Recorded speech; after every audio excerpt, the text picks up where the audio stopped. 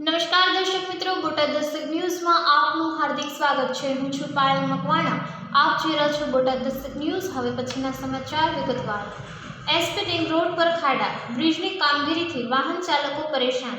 લાખોનો tax ભરવા છતાં લોકો ખાડામાંથી પસાર થવા મજબૂર। વૈષ્ણોદેવીથી અસલાલી સર્કલ સુધી અનેક જગ્યાએ લાઇટો બંધ। સૌરાષ્ટ્ર અને ઉત્તર ગુજરાતના સહિતના શહેરોને જોડતા અમદાવાદના સરદાર પટેલ રિંગ રોડ પરથી પસાર થતા વાહન ચાલકોને સાચવીને પસાર થવું પડશે, કારણ કે રિંગ રોડ પર મોટા ખાડાઓ પડી ગયા છે। રિંગ રોડ ઉપર આવેલા ફાટ બ્રિજ ઉપર તો સળિયા દેખાય એવા મોટા ખાડા પડી ગયા છે, જેના કારણે વાહન ચાલકોને વાહન સાચવીને ચલાવવું પડી રહ્યું છે। રિંગ રોડ ઉપર અલગ અલગ સ્થળો ઉપર પડેલા ખાડા અને ઓવરબ્રિજની કામગીરીના કારણે વાહન ચાલકોને ખૂબ હાલાકી પડી રહી છે। અમદાવાદ શહેરી વિકાસ સત્તા મંડળના અધિકારીઓના બેદરકારીથી નાગરિકો હેરાન પરેશાન થાય છે। અમદાવાદના સૌથી મોટા અને રોજના હજારો વાહનો જ્યાંથી રાજ્યના અલગ અલગ શહેરોમાં જતા હોય છે, તેવા સરદાર પટેલ રિંગ રોડ પર ખાડાઓ પડી ગયા છે। રિંગ રોડ ઉપર ખાડા અને બ્રિજની ચાલતી કામગીરીના કારણે ટ્રાફિક જામની સ્થિતિ સર્જાઈ છે અને વાહન ચાલકોને ખૂબ જ હાલાકીનો સામનો કરવો પડી રહ્યો છે।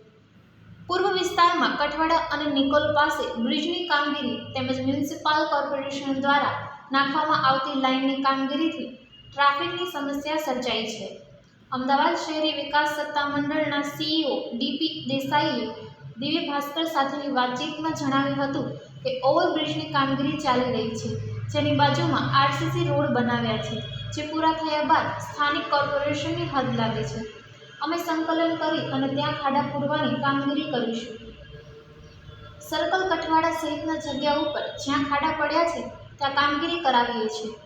તપોવન સર્કલ પાસે પણ ઓવરબ્રિજ બનાવવાની કામગીરી ચાલી રહી છે, ત્યાં 4 રસ્તા પાસે મોટા ખાડા પડ્યા છે।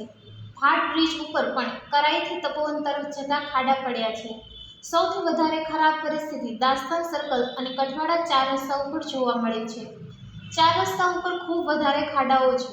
ખાડાના કારણે વાહન ચાલકોને પોતાના વાહનો ખૂબ ધીમા કરવા પડે તેવી સ્થિતિ જોવા મળી હતી। સરદાર પટેલ રિંગ રોડ 75 કિલોમીટરથી વધુના વિસ્તારમાં ફેલાયેલો છે, ત્યારે રિંગ રોડ ઉપર મોટાભાગે લાઇટો બંધ છે। વૈષ્ણોદેવી, ઝુંડા, નરોડા સર્કલ, નિકોલ, ઓઢવ, વસ્ત્રાલ, અસલાલી અનેક જગ્યાએ લાઇટો બંધ જોવા મળી રહી છે। એસપી રિંગ રોડ પર સાયન્સ સિટીથી લઈને 19 તરફ જવાના રોડ પર પણ લાઇટ બંધ છે। રિંગ રોડ ઉપર જો રાત્રે 2 વ્હીલર વાહન ચાલકો પસાર થતા હોય તો તેને સાવચેતીપૂર્વક ચલાવવું પડે, કારણ કે એકદમ અંધારું હોય છે। મોટાભાગની લાઇટો બંધ હોવાથી વાહન ચાલકોને હાલાકીનો સામનો કરવો પડે છે। ભારે વાહનો ખૂબ સ્પીડમાં ત્યાંથી પસાર થતા હોય છે।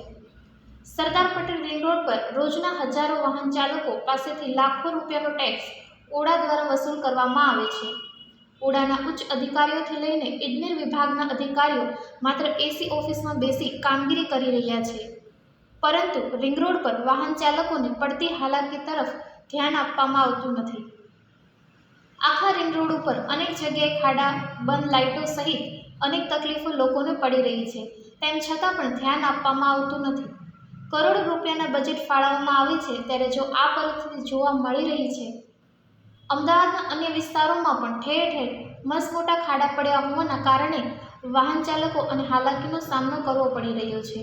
દરેક જગ્યાએ વરસાદમાં રોડ તૂટી ગયા છે। મોટા ખાડા પડી ગયા હોવા છતાં પણ કોર્પોરેશન દ્વારા તેને રિપેરિંગ કરવામાં આવ્યા નથી।